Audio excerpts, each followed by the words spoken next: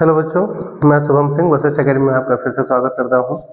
जैसा कि मैंने आपको पिछले वीडियो में बताया था कि हम एक इम्पॉर्टेंट मतलब जो टेस्ट हैं उसकी एक सीरीज लेकर के आ रहे हैं, जिसमें आपको अलग अलग चीज़ों के परीक्षण के बारे में पता लगेगा। तो उस क्रम में आज हमारा जो वीडियो है वो बेटा ब्रोमीन वाटर टेस्ट को लेकर के है। ब्रोमीन वाटर टेस्ट जनरली 11 में भी आपको मिलेगा, क्लास 11th में भी, मतलब वहाँ पर ये अनसैचुरेटेड जो हाइड्रोकार्बन्स होते हैं उसको टेस्ट करने के भी काम में आता है। लेकिन क्लास 12th में इसका इम्पोर्टेंस इसलिए बढ़ जाता है क्योंकि ये फिनॉल को टेस्ट करने में आता है। अब इसमें होता क्या है बच्चों कि जो ब्रोमीन वाटर होता है, जिसको हम रेडिश ब्राउन, ये रेडिश ब्राउन कलर का होता है। रेडिश ब्राउन मतलब वही लाल भूरे रंग का होता है। मैं आपको पूरा स्टेटमेंट का मतलब समझा देता हूँ कि when reddish brown aqueous bromine react with the phenol, rapid substitution reaction occurs and form 2,4,6 tribromophenol with white PPT. कहने का मतलब बेटा, अगर जो आपका ब्रोमीन वाटर है जो कि भूरे रंग का होता है, या आप कह सकते हैं लाल भूरे रंग का होता है, इसकी क्रिया आप फिनॉल के साथ कराते हो तो धीरे धीरे वो लाल भूरा रंग गायब होने लगता है और सफेद रंग का एक अवक्षेप प्राप्त होता है।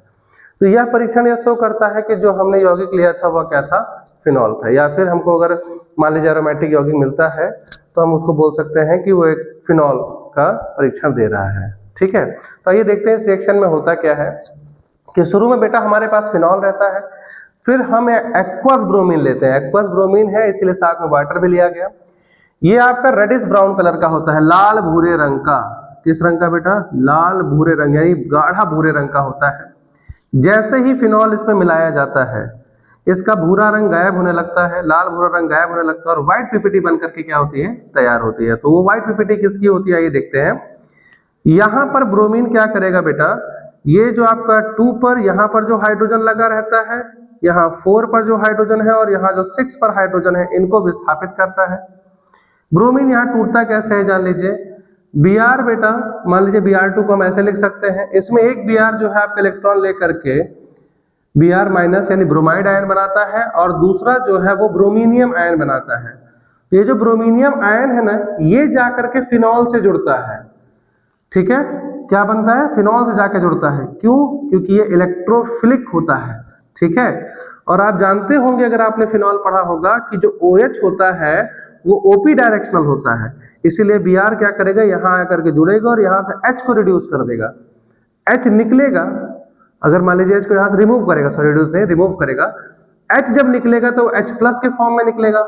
ठीक है, वो इस Br माइनस के साथ जाके जुड़ जाएगा और क्या बनाएगा बेटा, HBr बनाएगा। तो आइए देखते हैं, यानी Br प्लस H को हटाएगा, इसी को हम बोलते हैं सब्स्टिट्यूशन रिएक्शन। और जो H प्लस निकला वो दूसरे Br माइनस के साथ निकल के क्या बना लेगा, HBr बनाएगा। तो देखिए यहाँ क्या फॉर्म होता है,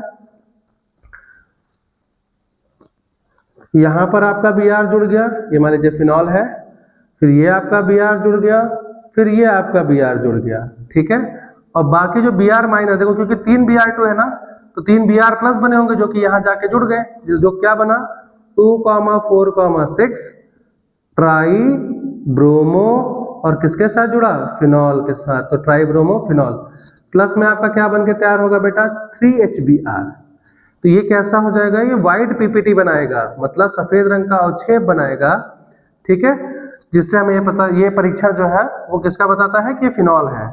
यानी फिनॉल की क्रिया जब भी आप लाल भूरे रंग के एक्वस ब्रोमीन से कराएंगे तो आपको सफेद अवक्षेप प्राप्त होता है देखने में। और यही प्रक्रिया हमें ब्रोमीन वाटर टेस्ट, मतलब यही प्रक्रिया ब्रोमीन वाटर टेस्ट के नाम से जानी जाती है और इसी की मदद से हम फिनॉल का परीक्षण करते हैं।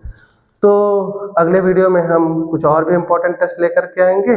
मैं हट जाता हूँ, आप इस बात को नोट कर लीजिए और तब तक के लिए आप हमारा प्लेलिस्ट देखते रहिए। रोज के रोज आपको इसमें इम्पोर्टेंट टेस्ट मिलते रहेंगे। फिर लास्ट में हम जितने भी इम्पोर्टेंट इससे रिलेटेड क्वेश्चंस होते हैं डिफरेंस करने वाले, उनको भी देख लेंगे। ठीक है, आप नोट कर लीजिए।